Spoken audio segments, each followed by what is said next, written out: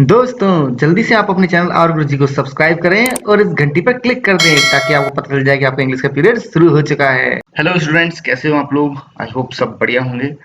तो बच्चों, अभी हम लोग क्रिटिकल एप्रिसिएशन करेंगे सॉन्ग फॉर सेंट सिसिलियास डे, जो कि पोएम हमने अभी रिसेंटली कल ही पढ़ी एक्चुअली, है ना। तो उस पोएम में कुछ चीज़ छूट गई थी जो एक्स्ट्रा मैं इसमें बताऊंगा। साथ में हम क्रिटिकल एप्रिसिएशन भी पढ़ेंगे। तो वो एक्स्ट्रा चीज़ों के लिए आप ये वीडियो ज़रूर देखना, क्योंकि कुछ चीज़ें मैं उसमें भूल गया था बताना। ऐसे हो जाता है कि कुछ चीज़ हम भूल जाते हैं, तो फिर मैं वो क्रिटिकल एप्रिसिएशन की वीडियो में समझा देता हूँ चीज़ें, है ना। तो ठीक है, हम स्टार्ट करते हैं। और हाँ, अगर आपको वो एनालिसिस वाली वीडियो, जो एक्सप्लेनेशन वाली वीडियो देखनी है, तो आप बेसिकली ऊपर आई बटन पे क्लिक करके देख सकते हैं। ठीक है, तो चलो स्टार्ट करते हैं हम लोग। सबसे पहले आप इंट्रोडक्शन लिखेंगे, देखो। और मैं एक बार फिर बोल रहा हूँ, हाँ, एक चीज मैं बोल रहा हूँ, मैं हर बार बोलता हूँ ये हर वीडियो में। इसको कंप्लीट आंसर मत समझना, इसको आप ऐसे देखना कि ये गाइडेंस के लिए सर ने हमारे लिए बनाई है। आप इसको एग्जाम में यूज कर सकते हो, इसमें अपनी तरफ से चीजें ऐड कर लेना। ठीक है, तब वो बेटर वे में आंसर बन पाएगा। इसी पे पूरे डिपेंडेंट रहोगे तो हो सकता है कि पूरी तरह काम ना चले। ओके, तो ये आपकी गाइडेंस के लिए कैसे लिखा जाता है। तो क्रिटिकल एप्रिसिएशन स्टार्ट करते हैं हम लोग कि सबसे पहले इंट्रोडक्शन। इंट्रोडक्शन में आप थोड़ा राइटर का इंट्रोडक्शन दे कि जॉन ड्राइडन ने मतलब इसमें मैंने बहुत शॉर्ट में लिखा है, बाकी आप ये लिख सकते हो। जॉन ड्राइडन एक रिस्टोरेशन राइटर है, जो कि मैंने पोएम समझाते वक्त बता दिया था पूरा कंप्लीट डिटेल कि रिस्टोरेशन राइटर है। उस पर सबसे बड़े रिस्टोरेशन राइटर हैं बेसिकली। इनको एज ऑफ ड्राइडन भी बोलते हैं उस काल को, जो 1660 से लेके 1700 का जो काल है, उसे एज ऑफ ड्राइडन बोलते हैं। ऐसा आप समझ सकते हो इंट्रोडक्शन में। मैं डायरेक्टली पोएम पे आ गया हूँ कि जॉन ड्राइडन ने पोएम लिखी है सॉन्ग फॉर सेंट सिसिलियास डे 1687 में। अच्छा, एक चीज जो मैं बताना भूल गया था पहले एक्सप्लेनेशन करते वक्त, वो ये था कि 22 नवंबर को सेंट सिसिलियास डे मनाया जाता है, 22 नवंबर को। तो ये जो पोएम थी ना, ये लिखी गई थी 22 नवंबर 1687 को। क्योंकि 1687 की तो पोएम है, ये सन तो खुद राइटर ने बता दिया, मतलब अपनी पोएम के टाइटल में लिखा है 1687। बाकी सेकंड 22 नवंबर को मतलब सेंट सिसिलियस डे आता है, तो उस दिन ये पोएम लिखी गई है। और ये एक सॉन्ग के रूप में लिखी गई है पोएम। और बेसिकली ड्राइडन ने इस पूरी पोएम में सेंट सिसिलिया का नाम एकदम एंड में जाके लिया है, देखा जाए तो एक्चुअल में पोएम बता क्या रही है, ये चीज मैं एक्सप्लेनेशन में मिस कर दिया था। वो एक्चुअल में ये देखो, एक्सप्लेनेशन अपनी जगह पर है, परंतु एक ओवरऑल ऊपर से देखने पर एक जिस्ट आपको पता होना चाहिए कि एक्चुअल में पोएम है किसके बारे में। तो पोएम है power and effect of music, कि म्यूजिक का क्या असर होता है, क्या कितनी शक्ति होती है म्यूजिक में। स्पेशली उन्होंने फिर लास्ट में एंड में कंक्लूड करते हुए सभी म्यूजिशियन या फिर इंस्ट्रूमेंट्स को उन्होंने एक्सप्लेन किया और एंड में बताया उन्होंने कंक्लूड करते हुए कि भाई सेंट सिसिलिया का म्यूजिक सबसे हाईएस्ट क्वालिटी का था। तो इस तरीके से पूरी पोएम में क्या दिखाई गई है, power and effect of music को शो किया गया है। ठीक है, तो ये आप ऐसे इंट्रोडक्शन में लिखेंगे। उसके बाद में आप सेंट्रल आइडिया पाएंगे कि पोएम सेंट्रलाइजेज, इस बात पे केंद्रित है इस पे कि आइडिया ऑफ म्यूजिक, जो म्यूजिक का आइडिया मतलब एक तरीके से उन्होंने इमेजिन किया है, कुछ बाइबल से स्टोरीज उठाई हैं और फिर इमेजिन करते हुए क्या प्रस्तुत किया हमारे सामने कि भाई जो म्यूजिक से है ना, उसमें मतलब म्यूजिक में क्रिएशनल फोर्स होती है, क्रिएट करने की, चीजों का निर्माण करने की फोर्स होती है, और उसी म्यूजिकल फोर्स या उसी क्रिएशनल फोर्स से इस पूरे वर्ल्ड का निर्माण हुआ है, ये पोएम में बताया गया है। ठीक है, और उसके बाद वो एक्सप्लेन करते हैं पोएम में different type of musical instruments को, है ना। और वो डिफरेंट डिफरेंट इमोशंस हमारे अंदर जागृत करते हैं। हर इंस्ट्रूमेंट के साथ में उन्होंने एक इमोशन है, एक भावना जोड़ दी गई है कि इस म्यूजिकल इंस्ट्रूमेंट से ये इमोशंस हमारे बाहर आते हैं, उससे ये आते हैं। जैसे उदाहरण दिया उन्होंने ट्रम्पेट और ड्रम से। ट्रम्पेट और ड्रम से क्या होता है, हम युद्ध के लिए तैयार हो जाते हैं। फ्लूट और ल्यूट से क्या होता है, हमारे अंदर सैडनेस आती है, सैडनेस को इन्वोक करती है। स्पेशली कौन सी वाली सैडनेस, जो लवर एक्चुअली फील करता है बिट्रेयल फेस करके, यानी कि अपनी बीलवर्ड से उसे धोखा मिलता है, तब वो जो सैडनेस फील करता है उसको स्पेशली फ्लूट और ल्यूट शो करती है। वायलिन जनरेट करती है हमारे अंदर फीलिंग ऑफ जेलसी, फ्यूरी, गुस्से की, जलन की भावना, इसको शो करती है। किसके प्रति, एक डिसडेनफुल डेम के प्रति, यानी कि एक ऐसी औरत जो सुंदर है परंतु घृणा की पात्र है, क्योंकि वो धोखा दे चुकी है, धोखा देती है, तो उसकी तरफ एक तरह से घृणा और बोल सकते हो नफरत, जलन या फिर गुस्सा, ये सब शो करता है वायलिन। ठीक है, पोइट एक चीज बताते हैं कि जो मोस्ट इफेक्टिव म्यूजिक है ना, वो सिसिलिया का माना जाता है, और स्पेशली उसके जो म्यूजिकल इंस्ट्रूमेंट है ऑर्गन, उससे निकल के आता है। उन्होंने एग्जाम्पल कई दिए पोएम के अंदर, उन्होंने जुबाल का एग्जाम्पल दिया है, ऑर्फियस का दिया है ना। परंतु वो सबसे इफेक्टिव किसका बता रहे हैं, वो बता रहे हैं सबसे इफेक्टिव सिसिलिया का, है ना, जिसने एक्चुअल में क्या किया था, एक एंजल को भी बेवकूफ बना दिया था। वो एंजल धरती पे आ गया ये समझ के कि ये तो स्वर्ग है, क्योंकि स्वर्ग से इतनी अच्छी म्यूजिक की आवाज आ सकती है, ऐसा एंजल मानते हैं। तो एंजल बेवकूफ बन गया, वो सीधा सीधा अर्थ पे आ गया, उसको हेवन समझ के। ठीक है, चलो फिगर ऑफ स्पीच पे आते हैं। कौन कौन सी, देखो, पोएम समझाते वक्त मैंने कई फिगर ऑफ स्पीच बताई थी, कई छूट गई थी, यहाँ पर सारी डिटेल मैंने समझा दी, टोटल कौन कौन सी है। एलिट्रेशन, ही वर head, heavenly harmony, disdainful dam, इन सब में एलिट्रेशन है क्योंकि जो पहला वर्ड है वो एक कॉन्सोनेंट साउंड का रिपीटेशन हो रहा है लगातार। इसमें ह, इसमें भी ह, इसमें ड, ठीक है। कॉन्सोनेंस, कॉन्सोनेंस क्या है? हेवनली हार्मनी डिसडेनफुल डेम में कॉन्सोनेंस यूज हुआ है क्योंकि पहला शब्द जो कॉन्सोनेंट है वो तो एलिट्रेशन में भी होता है, परंतु इसके तुरंत बाद में एक वोवल साउंड है जो कि चेंज हो रही है। हेवनली है ए, हार्मनी आ है आ, डिसडेनफुल डेम डिस ई, डेम ए, ई और ए। तो इस तरीके से क्या हो रहा है कि पहला शब्द तो कॉन्सोनेंट है परंतु उसके तुरंत बाद मतलब पहली साउंड तो कॉन्सोनेंट है, शब्द पे मत जाना, कौन साउंड पे जाना। पहला साउंड तो कॉन्सोनेंट है परंतु उसके तुरंत बाद जो अगली साउंड है वो एक वोवल साउंड होनी चाहिए और वो चेंज हो जानी चाहिए। वो चेंज हो जाती है तो क्या होता है? कॉन्सोनेंस कहलाता है।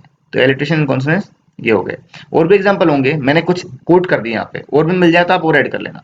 Personification, the tuneful voice was heard from high, arise you more than dead. ऊपर से आवाज आई एक आसमान से कि मतलब उठो, तुम सब मरे हुए उठो, मरे हुए से भी बदतर कंडीशन में तुम वो सब उठो। तो यहाँ म्यूजिक को पर्सोनिफाई किया गया है, जैसे म्यूजिक कमांड दे रहा है प्रकृति को, है ना। तो ये पर्सोनिफिकेशन कर दिया म्यूजिक का। इसमें पोएम के अंदर म्यूजिकल इंस्ट्रूमेंट का, म्यूजिक का कई जगह पर्सोनिफिकेशन किया गया है, आप और भी ऐड कर सकते हो इसके साथ में। मैंने एक एग्जांपल आपको दे दिया है। पर्सोनिफिकेशन का मतलब आप समझते होंगे। पर्सोनिफिकेशन का मतलब होता है मानवीकरण, किसी भी निर्जीव वस्तु या जानवर या फिर हमारे इमोशंस, इनको हम इंसान की तरह ट्रीट करते हैं, किसकी तरह? ह्यूमन की तरह ट्रीट करते हैं, इंसान की तरह ट्रीट करते हैं, तो उसे पर्सोनिफिकेशन कहते हैं। यानी कि किसी निर्जीव वस्तु में, किसी जानवर में या फिर किसी भाव इमोशन में हम लोग इंसानी गुण डाल देते हैं। जैसे बहुत बार नहीं होता कि हम बोलते हैं तूफान चल रहा है, तो तूफान चलता थोड़ा ना है, ठीक है, इंसान चलते हैं। ऐसे बोलते हैं ना फूल नाच रहे हैं, तो फूल नाचते थोड़ा ना है, ठीक है, फूल हवा से हिलते हैं, परंतु हम उनको कैसे ट्रीट कर रहे हैं कि इंसान है वो। तो ये पर्सोनिफिकेशन हो गया। Metaphor, notes that wing their heavenly ways to mend the choir above, has metaphor as the musical instruments are presented as a flying creature। देखो अब यहाँ पे क्या है कि ये जो लाइन है, notes that wing their heavenly ways to mend the choir above, इसमें मेटाफर ऐसे है कि जो म्यूजिकल नोट्स है ना उनको फ्लाइंग क्रीचर की तरह दिखाया गया कि कोई उड़ते हुए प्राणी है, नोट्स जिनके पंख हैं और वो स्वर्ग की तरफ उड़ के चल दिए हैं। तो मेटाफर क्या होता है? मेटाफर होती है तुलना। मैंने आपको पहले बताया है कि मेटाफर और सिम्बली दो टर्म होती है। मेटाफर में हम लोग क्या करते हैं? तुलना करते हैं, पर तुलना क्लियरली नजर नहीं आती। सिम्बली में क्लियरली नजर आती है। सिम्बली में क्या करते हैं हम लोग? तुलना लाइक या एज जैसे शब्द लगा के करते हैं, है ना। तो उससे क्या होता है? तुलना साफ पता जाती है कि इस चीज को उससे तुलना की जा रही है। लाइक जैसे बोलते हैं ना कि गर्ल लाइक रोज, लड़की है गुलाब की जैसी, है ना। हर फेस लाइक मून, उसका चेहरा है चांद के जैसा। तो ये लाइक या एस जो करते हो सिम्बलीज होता है, क्लियरली हमें कंपैरिजन दिख जाता है, साफ साफ नजर आ जाता है ऐसे शब्दों से देखने से। परंतु मेटाफर में ये शब्द यूज नहीं होते हैं, और पर तुलना उसमें भी हो रही थी, पर तुलना पीछे छुप गई होती है वर्डों के। जैसे सीधे से बोलते हैं ना कि गर्ल इज रोज, लड़की तो गुलाब है ना। या फिर वो तो चंद्रमा है, तो सीधा सीधा ये बोल दिया जाए कि वो उसको संज्ञा ही दे दी जाए, जिससे तुलना की जा रही है उसी की संज्ञा दे दी जाए उसको। तो उसको हम क्या बोलते हैं? मेटाफर बोलते हैं। इसमें तुलना छुप जाती है परंतु तुलना फिर भी हो रही होती है। हाइपरबली, हाइपरबली मतलब अतिशयोक्ति, चीजों को बढ़ा चढ़ा कर पेश करना। देखो but oh what art can teach, what human voice can reach the secret organ space. अब राइटर बोलते हैं भाई जो पवित्र ऑर्गन है ना उसकी तुलना तो मतलब उसकी तारीफ भी नहीं हो सकती, वो इतना महान है, इतना उच्च क्वालिटी का है कि कोई कला क्या बताएगी, मतलब उसकी मतलब ऑर्गन की तारीफ में कोई कला क्या शो करेगी, या फिर कोई ह्यूमन वॉइस कितनी तारीफ करेगी। ह्यूमन वॉइस उस लेवल तक पहुंच नहीं सकती जिस लेवल तक इसकी तारीफ मतलब ये डिजर्व करता है उतनी तारीफ, ये ऑर्गन जो क्या बोलते हैं म्यूजिकल इंस्ट्रूमेंट है। तो ये हाइपरबली होगी बढ़ा चढ़ा के कि कोई ह्यूमन वॉइस तारीफ ही नहीं कर पाएगी इतनी। तो ये हाइपरबली है बढ़ा चढ़ा के। ऐसी बहुत सी लाइन है इसमें, है ना। और भी है कई, जैसे कि trees unrooted left their place, पेड़ तो अपनी जगह से उखड़ के पीछे पीछे चलने लग गए, किसकी आवाज सुन के? ऑर्फियस के म्यूजिकल इंस्ट्रूमेंट लायर की आवाज सुन के। तो ये कितनी बड़े चढ़ा के बात लिखी गई कि ऑर्फियस ऐसा म्यूजिक बजाता था कि भाई लायर बजाता था तो होता क्या था, पीछे से पेड़ अपना आप उखड़ के उसका फॉलो करने लग जाते थे। तो ये बहुत अतिशयोक्ति हो गई। इसी तरीके से वो भी एक अतिशयोक्ति हो गई कि भाई सिसिलिया की आवाज सुन के एक एंजल है जो अर्थ पे आ गई, स्वर्ग मतलब वो समझते अर्थ ही स्वर्ग है, ये जो आवाज आ रही है स्वर्ग से आ रही है, तो उसने अर्थ को स्वर्ग समझ लिया। तो ये चीज भी एक अतिशयोक्ति, it is also example of hyperbole. Repetition मतलब दोहराना, रिपीट करना। तो जैसे लाइन है डबल डबल डबल बीट, ये म्यूजिकल इफेक्ट क्रिएट करने के लिए। देखो रिपीटिशन मैंने जब पोएम समझाते हुए बताया था कि रिपीटिशन दो तरीके से इस्तेमाल होता है, एक तो म्यूजिकल इफेक्ट के लिए, म्यूजिकल इफेक्ट के लिए, और दूसरा होता है एम्फेसिस के लिए, जोर देने के लिए, ठीक है। तो जैसे डबल डबल डबल बीट, ये म्यूजिकल इफेक्ट लाने के लिए हुआ है। ऐसे चार्ज चार, it is too late to retreat, और यहाँ जोर दिया गया है। कैसे जोड़ दिया गया है कि charge to give emphasis on action of charge, कि चार्ज चार्ज दो बार चार्ज चार्ज बोल दिया है कि भाई अब बहुत देर हो गई, it is too late to retreat, अब लौट जाने के लिए बहुत देर हो गई है, सामने आपके दुश्मन खड़ा है, अब आप पीछे मुड़ के नहीं जा सकते, अब आपको सामने लड़ना ही पड़ेगा, तो आगे बढ़ो, चार्ज चार्ज आगे बढ़ो, अब पीछे मुड़ नहीं सकते। तो यहाँ पे जोर दिया गया आगे बढ़ने पर। और यहाँ डबल डबल डबल बीट, ये है एक तरह से म्यूजिकल इफेक्ट लाने के लिए। अब देखो figure of speech polish in turn. Polish in turn क्या होता है, अगर ऐसे कुछ कंजक्शंस का रिपीटेशन हो, जैसे कि एंड, बट, इफ, है ना, इनका अगर रिपीटेशन हो रहा है लगातार, तो हम उसे पॉलिश इन रिटर्न बोलते हैं। जैसे कि एक लाइन है पोएम के अंदर, then cold and hot and moist and dry, तो एंड का लगातार 3 बार एक ही लाइन में रिपीटेशन हो रहा है मतलब।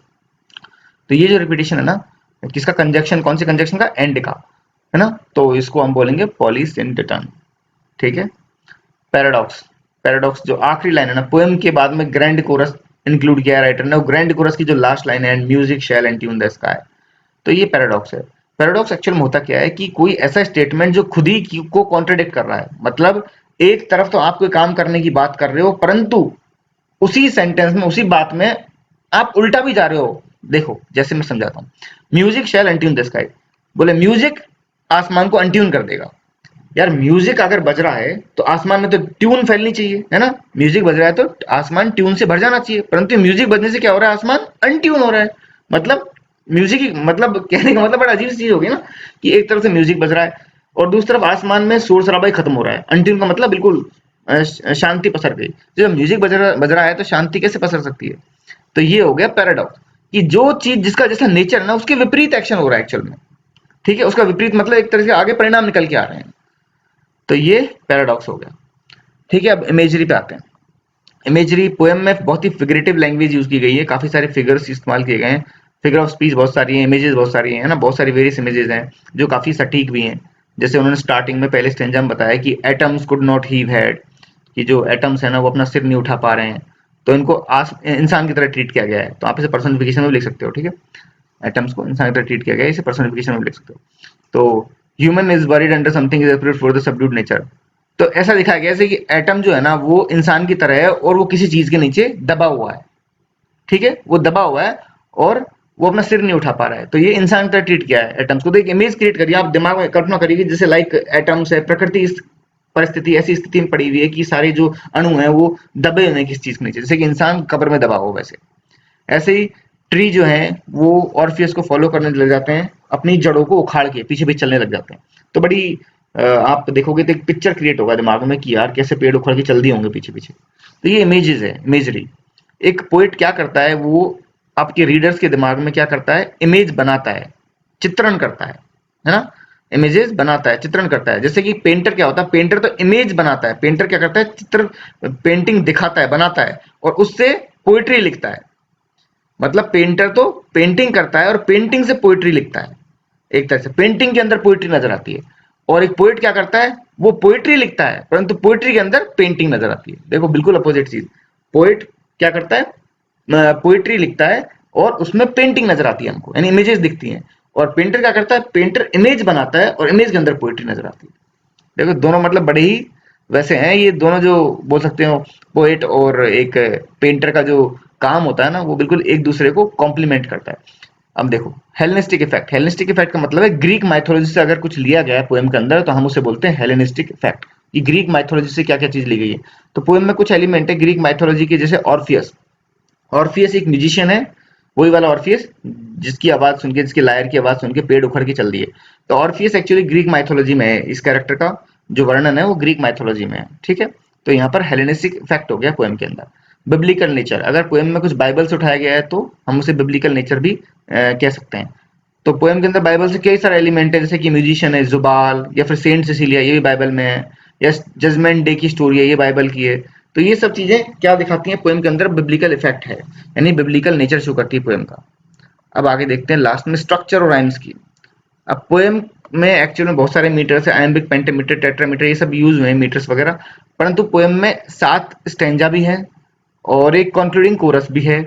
परंतु कोई भी स्टेंजा है ना वो एक्चुअली फिक्स नहीं है, नो फिक्स स्टेंजा फॉर्मेशन। ऐसा नहीं है कि 7 लाइन के तो सारे 7-7 लाइन के हैं, कोई एक 8 लाइन का सारे 8 लाइन के, ऐसे नहीं है। अलग अलग लाइन्स के स्टेंजाज हैं और कोई फिक्स्ड राइमिंग पैटर्न भी नहीं है। ऐसा भी नहीं है कि फिक्स राइमिंग चल रही हो, वो भी नहीं है। ठीक है, राइमिंग कैसे देखते हैं? देखो राइमिंग ऐसे चेक कर लेते हैं। उदाहरण के तौर पर हमने पोएम खोली, अब जैसे ये पहले तो ये देखो इसमें कितनी लाइन है, 1 2 3 4 5 6 7 8 9। अच्छा इसमें 9 है और पहले स्टेंजा में कितनी है भाई? बहुत है, 4 4 दूना 8 12 और 3 15, तो इसमें 15 है, इसमें 9 है, तो कोई फिक्स स्टेंजा फॉर्मेशन है नहीं। फिर अगर हम ये चेक करें क्या कि भाई राइमिंग स्कीम कैसी है, तो इसको डिलीट मारता हूं मैं। जरा देखो हारमोनी, इसको हम देंगे ए। क्या बिगिन और हारमोनी की तुकबंदी बैठ रही है? नहीं बैठ रही, तो इसको B. Heap, harmony begin heap, कोई तुकबंदी बैठ रही है? नहीं, सी। ले, किसी की तुकबंदी बैठ रही है ले के साथ में ऊपर? ले हीप, ले बिगिन, ले हारमोनी, कुछ नहीं बैठ रही, डी। हेड, किसी से नहीं बैठ रही, हाई। तो मतलब कोई राइमिंग स्कीम ही नहीं है, किसी से कोई तुकबंदी नहीं बैठ रही। अब देखो यहाँ तो ऐसा हो रहा है। अब आगे देखो यहाँ पे क्वेल शैल, यहाँ तो हम मानेंगे कि तुकबंदी बैठ रही है। अराउंड फैल, अब फैल की बैठ रही है। साउंड, अराउंड साउंड, इसकी बैठ रही है। ड्वेल की बैठ रही है साथ में। शैल वेल क्वेल, अब इस स्टैंजा में तुकबंदी बैठ रही है।